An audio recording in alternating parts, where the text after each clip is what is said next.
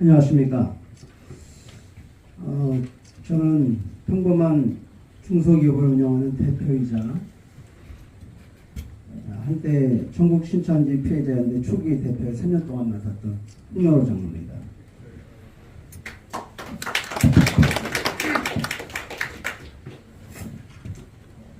저는 자녀가 신천지에 빠져서 가출을 하게 되면서 전국을 떠돌면서 신천지와 싸워야 했습니다.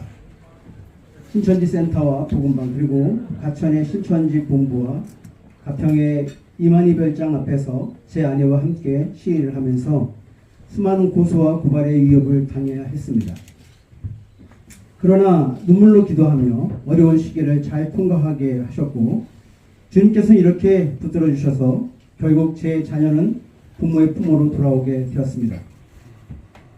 저는 지금은 국제이사종교 대척연합 이사로 활동하며 우리 사회에 다시는 이런 일이 반복되지 않도록 힘을 모으고 있습니다.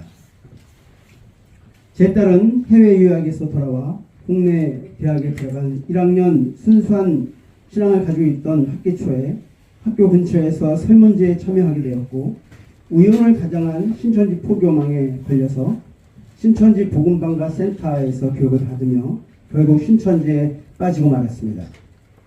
나중에 딸이 신천지에 빠진 것을 알게 되었을 때 저는 부모로서 너무나 큰 충격이었고 한 교회 장로로서 창피하기도 하고 죄책감을 느끼면서 그야말로 제 가슴은 무너져 내렸습니다. 저희 딸은 첫 번째 핵심 상담에서 실패하였고 2차로 집에 돌아와 안산 2단 상담소에서 상담을 받고 간증까지도 했습니다. 3당 상담 교육을 거의 마치고 이제는 신천지가 잘못된 집단이라는 것을 알게 되고 회심을 하였다고 방심한 틈을 타서 제 딸은 가출을 하게 되었고 저는 신천지 앞에서 가출시킨 딸을 돌려보내라고 목이 터지라고 외치며 시위를 이어나갔습니다.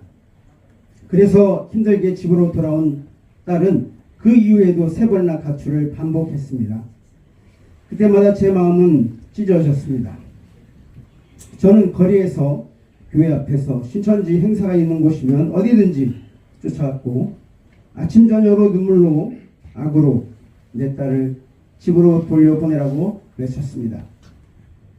그런데 아이러니하게도 오히려 신천지가 제 딸에게 제발 집에 들어가라고 설득하면서 너 때문에 신천지가 피해를 당하고 너무 힘들다고 해서 그때 제 딸은 마치 순교하는 마음으로 집에 들어왔습니다.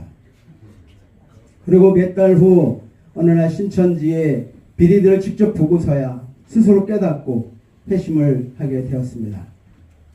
그러나 저는 신천지인들의 능숙한 거짓말을 너무나 잘 알고 있었고 제 딸에게 여러 번 속은 경험도 있었기 때문에 솔직히 말씀드리면 저는 그 회심을 처음에는 믿지 못하고 몇 개월 동안 인정해 주지 않았습니다.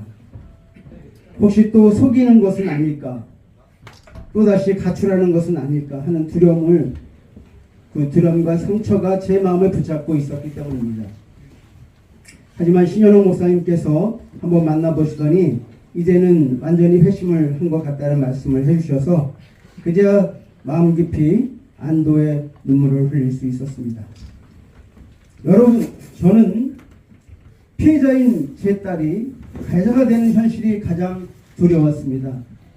아침 이슬 같은 기독 청년들이 범죄자로 길러지는 집단, 이것을 교회와 신앙인들이 더 이상 방관해서는 안 된다고 생각합니다.